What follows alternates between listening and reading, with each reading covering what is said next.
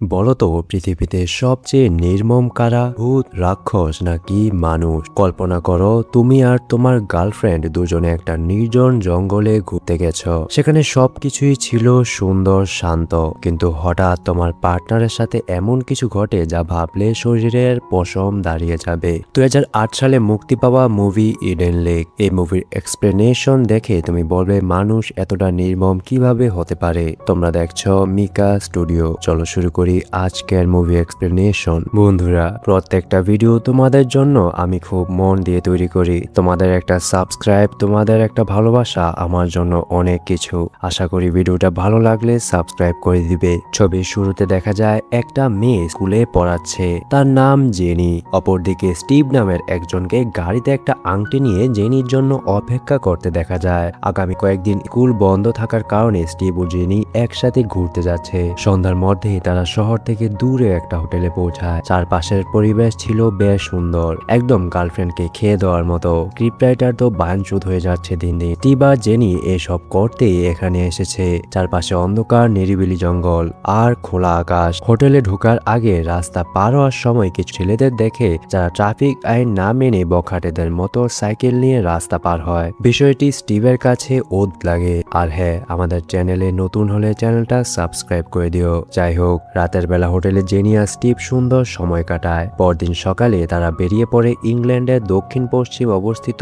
Query এলাকায় যাওয়ার জন্য। কোয়ারিতে যাওয়ার আগে তারা ইডেন লেক নামের একটা জায়গা খোঁজ পায় এবং জঙ্গলের ভিতর দিয়ে সেদিকে যেতে থাকে। ঘন জঙ্গলের মধ্য দিয়ে কাঁচা রাস্তা পাড়ি দেওয়ার সময় তারা প্রাকৃতিক সৌন্দর্য উপভোগ করে। কিছুক্ষণ পর তারা ইডেন লেকে পৌঁছায়। নির্জন বনের মাঝে এত সুন্দর একটা জলাশয় থাকতে পারে তা তাদের কল্পনার বাইরে। জেনি ও স্টিভ গাড়ি থেকে নেমে লেকের কাছে যাওয়ার সময় দেখে একটা বাচ্চা ছেলে খাতা কলম নিয়ে কিছু একটা লিখছে। স্টিভ আর জেনি লেকের সাইডে বসে নিজেদের মতো সময় কাটাচ্ছিল। তখন কয়েকজন অল্প বয়স ছেলে এসে ওই বাচ্চাটাকে বিরক্ত করতে থাকে। তখন বাচ্চাটি ভয় পালিয়ে যায়। এদিকে হঠাৎ ওই ছেলেদের একটি কুকুর জেনির কাছে এসে ঘেউ ঘেউ করতে শুরু করে, যা দেখে জেনি ভয় পায়। ছেলেগুলো দূরে বসে উচ্চ স্বরে গান বাজাচ্ছিল। বিষয়টি পাত্তা না দিয়ে স্টিভ পানিতে নামে গোসল করতে। তখন ছেলেগুলো ইচ্ছাকৃতভাবে তাদের কুকুরটিকে উস্কে দিচ্ছিল। পানি থেকে ওঠে স্টিভ তাদের কাছে গিয়ে অনুরোধ করে যেন তারা তাদের কানের শব্দ কমিয়ে দেয়। কিন্তু ছেলেগুলো স্টিভকে বাজে ভাষায় গালাগাল করে এবং অসম্মান করে। এমনকি তাদের দলে থাকা একটি মেয়েও একইভাবে অভদ্র আচরণ করে। স্টিভ নিজেই বাধ্য হয়ে তাদের মিউজিকের শব্দ কমিয়ে দেয়। এতে তারা রেগে শব্দ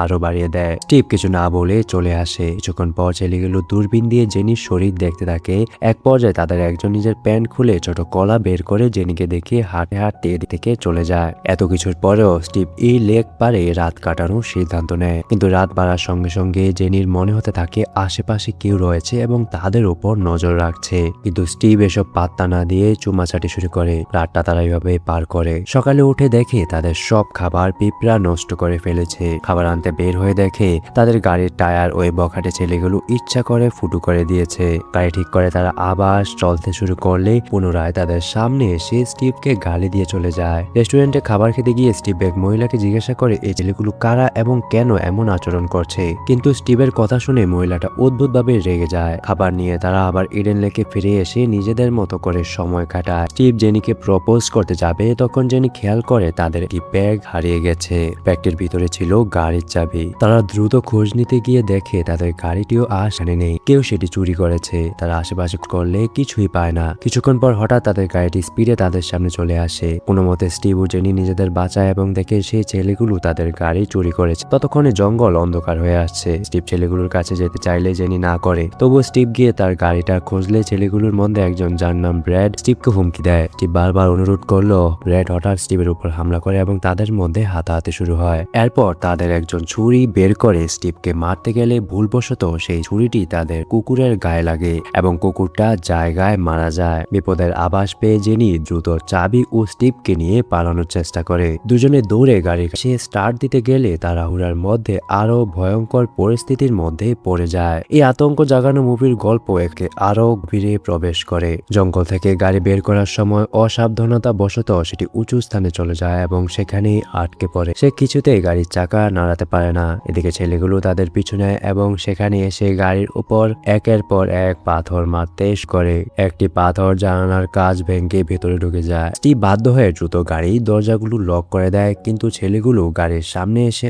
আক্রমণ চালায়। গাড়ির ভেতরে বসে তারা প্রচন্ড ভয় পেয়ে যায়। তবে ভাগ্যক্রমে সেই সময় গাড়িটি আবার চালু হয়ে যায় এবং স্টিভ দ্রুত পালানোর চেষ্টা করে, কিন্তু হঠাৎ করেই গাড়িটি গাছের সঙ্গে ধাক্কা খেয়ে দুর্ঘটনা ঘটে যায়। ধাক্কার ফলে গাছের একটা ডাল জানালার কাঁচ ভেঙে ভিতরে ঢুকে পড়ে, স্টিভের বুকে আটকে যায়। স্টিভ জেনিকে বলে, তুমি যেভাবেই হোক এখান থেকে পালিয়ে মেইন রোডে যে কারো সাহায্য নাও, আমরা ভয়ানক বিপদে পড়েছি। শালার বোকাচোদা স্টিভ এতক্ষণে বুঝেছে বিপদের কথা। যখন তার গার্লফ্রেন্ডকে ওই ছেলেগুলো প্যান্ট খুলে টুন দেখাচ্ছিল তখনও তার শিক্ষা হয় নাই। জেনিও কতবার বলেছে এদিক থেকে চলে যেতে, তবুও যায় নাই। প্রথমে জেনি আপত্তি করলেও পরে রাজি হয়। গাড়ি থেকে বেরিয়ে কিছু দূর যাওয়ার পর সে ছেলেগুলোর শব্দ শুনে লুকিয়ে পড়ে, কিন্তু স্টিভ আটকে থাকায় ছেলেগুলো সহজেই তাকে ফেলে গাড়ির কাঁচ ভেঙে টেনে বের করে নিয়ে যায়। এদিকে রাত পার হয়ে যায়। ভোরে জেনি তার লুকানোর জায়গা থেকে বেরিয়ে গাড়ির কাছে এসে দেখে স্টিভ সেখানে নেই। আশেপাশে রক্ত পড়ে আছে। রক্তের দাগ ধরে সামনে এগিয়ে জেনি দেখে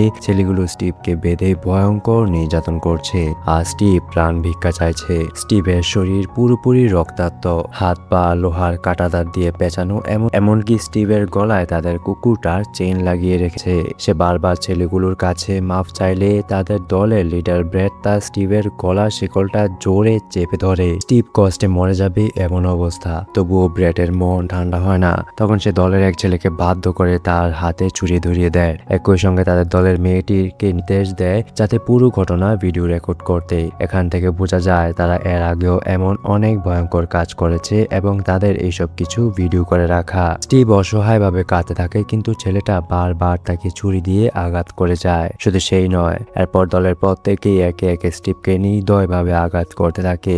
এসব নৃশংসতা জেনি অসহায়ভাবে দাঁড়িয়ে দাঁড়িয়ে দেখছিল। সে একা একটা মেয়ে মানুষ এতগুলো ছেলের সাথে শক্তি দিয়ে পেরে উঠবে না। যে যেভাবে পারে স্টিভের হাত পায়ে মুখে মারতে থাকে। এক পর্যায়ে জেনি মোবাইল ফোন দিয়ে পুলিশকে কল করার চেষ্টা করে, কিন্তু দুর্ভাগ্যবশত ব্লুটুথ সংযোগ থাকার কারণে কলটি প্রথমে ব্র্যাডের ফোনে চলে যায়। ব্র্যাড সঙ্গে সঙ্গে কলটি কেটে দেয় এবং বুঝতে পারে জেনি আশেপাশে কোথাও রয়েছে। এরপর সে পুরো দলকে সতর্ক করে ফেলে। জেনি দ্রুত পালানোর চেষ্টা করে আর ছেলেগুলো তাকে তাড়া করে। অনেকক্ষণ দৌড়ানোর পর জেনি বুদ্ধি করে রাস্তার মাঝখানে একটি গাছের ডাল ফেলে দেয়। এতে ছেলেগুলো সাইকেল নিয়ে এসে সেখানে ধাক্কা খেয়ে পড়ে যায়। জেনি দৌড়ে একটা ছোট ঘরের কাছে পৌঁছায়। সেখানে একটা ওয়াকিটকি দেখতে পেয়ে সেটি নেওয়ার চেষ্টা করে, কিন্তু বন্ধ দরজার ভিতরে থাকায় লাঠি দিয়ে বের করার চেষ্টা করতে যেয়ে ভুল করে সেটি নিয়ে পড়ে যায়। তার জ্যাকেটটাও দরজার এক পাশে আটকে যায়। এর মধ্যে ছেলেগুলো সেখানে এসে পৌঁছায় এবং জ্যাকেট দেখে নিশ্চিত হয় যে জেনি কাছে কোথাও লুকিয়ে আছে। তারা দরজা ভেঙে ভিতরে প্রবেশ করে, কিন্তু কাউকে খুঁজে পায় না। জেনি কোনো উপায় না দেখে ঘরের ছাদে উঠে শুয়ে পড়ে। এ যেন জীবন মৃত্যুর এক লুকোচুরি খেলা। এদিকে সুযোগ বুঝে স্টিভ নিজের হাত পা খুলে পালিয়ে যায়। দলের একজন এসে স্টিভকে দেখতে না পেয়ে তাড়াতাড়ি ব্র্যাডকে কল দিয়ে জানায়। স্টিভ কোনোভাবে আহত অবস্থায় গাড়ির কাছে এসে দরজা খোলে। চাবি না থাকায় গাড়ি স্পর্শ করার সঙ্গে সঙ্গে অ্যালার্ম বাজ শুরু করে। ফলে ছেলেগুলো বুঝতে পারে কেউ গাড়ির কাছে রয়েছে, কিন্তু ততক্ষণে স্টিভ দ্রুত গাড়ি থেকে কিছু প্রয়োজনীয় জিনিস নিয়ে লুকিয়ে পড়ে। মেরে স্টিভকে তারা যা করেছে যে কোনো সময় স্টিভের জীবন বের হয়ে যাবে। অন্যদিকে জেনি ছেলেগুলোর হাত থেকে পালিয়ে দৌড়াতে দৌড়াতে ভাগ্যের জোরে স্টিভের কাছে এসে পৌঁছে যায়। এরপর তারা গভীর জঙ্গলের মাঝে থাকা একটা পরিত্যক্ত ঘরের মধ্যে প্রবেশ করে। সেখানে জেনি আহত স্টিভের জন্য সামান্য চিকিৎসার ব্যবস্থা করার চেষ্টা করে, কারণ স্টিভের শরীর থেকে একটানা রক্তক্ষরণ হচ্ছিল। জেনি স্টিভের পকেট থেকে সে আংটিটা খুঁজে পায়, যেটি দিয়ে স্টিভ আজকে তাকে বিয়ের প্রস্তাব দেওয়ার কথা ভাবছিল। সত্যি মানুষের জীবন কতটা অনিশ্চিত। তারা আজকের দিনটা যেভাবে কাটানোর কথা ভেবেছিল, বাস্তবতার তার সম্পূর্ণ বিপরীত হয়ে গেছে।